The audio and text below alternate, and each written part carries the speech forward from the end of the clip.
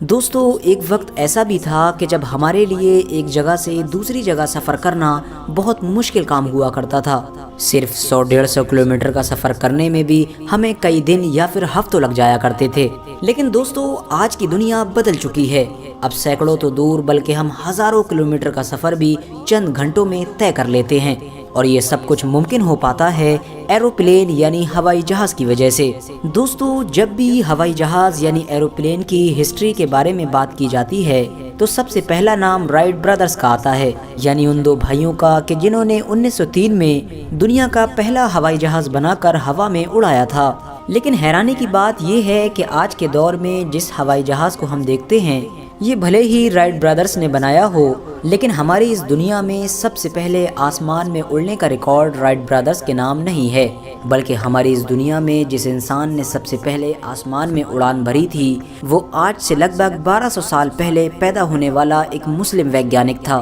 جس کا نام عباس بن فرناس تھا۔ عباس بن فرناس نے ایسے دور میں لوگوں کو آسمان میں اڑ کر دکھایا کہ جس دور میں آسمان میں اڑنا تو دور بلکہ اس کے بارے میں سوچنا بھی مذاق سمجھا جاتا تھا۔ عباس بن فرناس کون تھا، کہاں سے تھا اور کس دور میں تھا، اور آخر عباس بن فرناس نے اپنے دور میں ایسی کون سی مشین بنائی تھی کہ جس کے ذریعے سے وہ آسمان میں اڑنے میں کامیاب ہو گیا تھا؟ دوستو، یہی ساری چیزیں آج کی اس ویڈیو میں ہم آپ کو بتانے والے ہیں۔ عباس بن فرناس کا جنم 810 عیسوی میں اسپین کے ایک شہر رونڈا میں ہوا تھا، لیکن بعد میں کچھ وقت گزر جانے کے بعد وہ اسپین کے مشہور شہر قرطبہ چلے گئے تھے اور وہیں پر انہوں نے اپنی پوری زندگی گزاری تھی۔ دوستو، عباس بن فرناس اپنے دور کے دنیا کے سب سے قابل ویگیانک مانے جاتے ہیں۔ وہ ایک اچھے انجینئر تو تھے ہی، ساتھ ہی میں انہیں فزکس، کیمسٹری، میڈیسن اور میتھ جیسی چیزوں میں بھی مہارت حاصل تھی۔ اتہاسکار لکھتے ہیں کہ عباس بن فرناس اپنی جوانی کے دور میں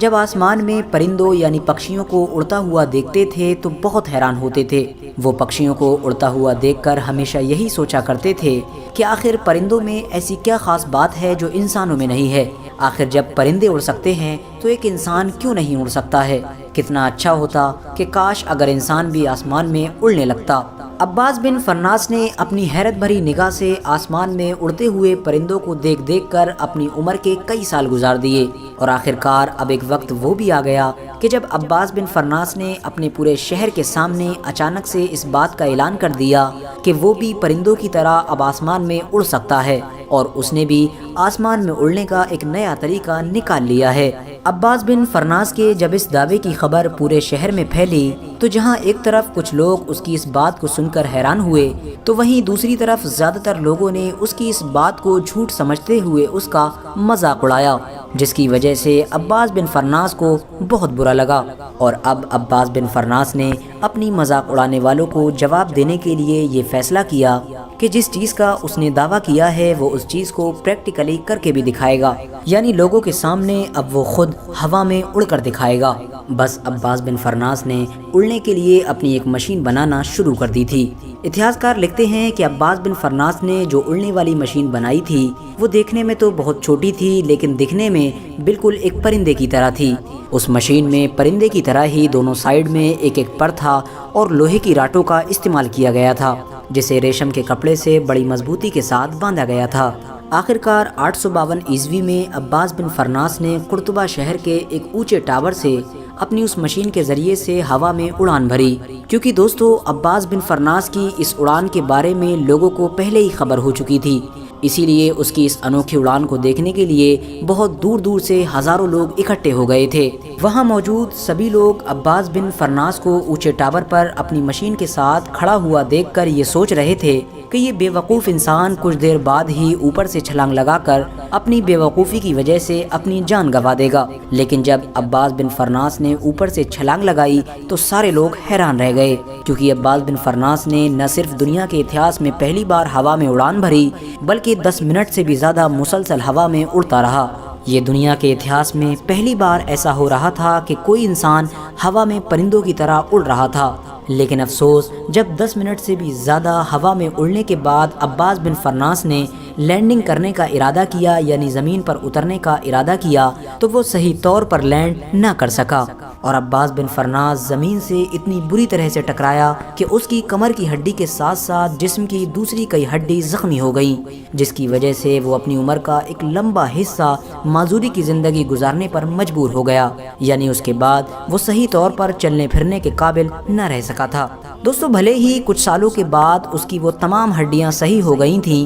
لیکن اس کے باوجود بھی اس کا جسم اس قابل نہ ہو سکا تھا کہ وہ دوبارہ سے اپنی غلطی کو سدھار کے ایک بار پھر سے آسمان میں اڑان بھر سکے۔ لیکن اس کے باوجود بھی اس نے اپنی وہ ریسرچ جاری رکھی تھی اور آنے والی نسلوں کے لیے اس نے اپنی اس اڑان پر پوری ایک کتاب بھی لکھی تھی، جس کتاب میں اس نے یہ خلاصہ کیا تھا کہ اسے وہ کمزوری معلوم چل گئی ہے کہ جس کمزوری کی وجہ سے وہ صحیح طور پر زمین پر نہیں اتر سکا تھا، اور وہ کمزوری یہ ہے کہ وہ اپنی مشین میں پروں کے ساتھ ساتھ دم یعنی پونچھ لگانا بھول گیا تھا، کیونکہ پرندے بھی جب زمین پر اترتے ہیں تو اپنی پروں کی بجائے پونچھ کا سہارا لیتے ہیں، اسی لیے ہمیں اڑنے کے لیے پروں کے ساتھ ساتھ دم یعنی پونچھ کی بھی ضرورت ہوگی۔ دوستو عباس بن فرناس کی کتاب کا سہارا لے کر عباس بن فرناس کے بعد بہت سارے لوگوں نے آسمان میں اڑنے کی کوشش کی تھی، اور دھیرے دھیرے آخرکار ایک وقت وہ بھی آ گیا کہ جب 1903 میں امریکہ کے دو بھائیوں نے ایک ایسا ہوائی جہاز تیار کیا کہ جسے دیکھ کر پوری دنیا حیران ہو گئی تھی۔ عباس بن فرناس نے نہ صرف دنیا کے اتہاس میں پہلی بار آسمان میں اڑان بھری، بلکہ اس کے ساتھ ساتھ بہت ساری نئی نئی چیزوں کے آوشکار بھی کیے تھے، اور یہی وجہ ہے کہ آج بھی دنیا کے بڑے بڑے لوگ عباس بن فرناس کو بڑی عزت اور احترام کے ساتھ یاد کرتے ہیں۔ دوستو جس اسٹیچو کو اس وقت آپ اسکرین پر دیکھ رہے ہیں یہ عباس بن فرناس کا ہی اسٹیچو ہے، جو ان کی یاد میں بغداد کے ایئرپورٹ پر بنایا گیا ہے۔ فی الحال دوستو آج کی اپنی ویڈیو کو ہم یہیں پر ختم کرتے ہیں۔ ویڈیو پسند آنے پر نہ صرف ویڈیو کو لائک کریں بلکہ اپنے فرینڈز کے ساتھ بھی ضرور شیئر کریں، اور اسی طرح کی نالجبل اور ہسٹوریکل ویڈیوز ہمیشہ دیکھنے کے لیے ہمارے اس چینل کو سبسکرائب کر کے ساتھ ہی میں بیل آئیکن کو بھی پریس کر دیں۔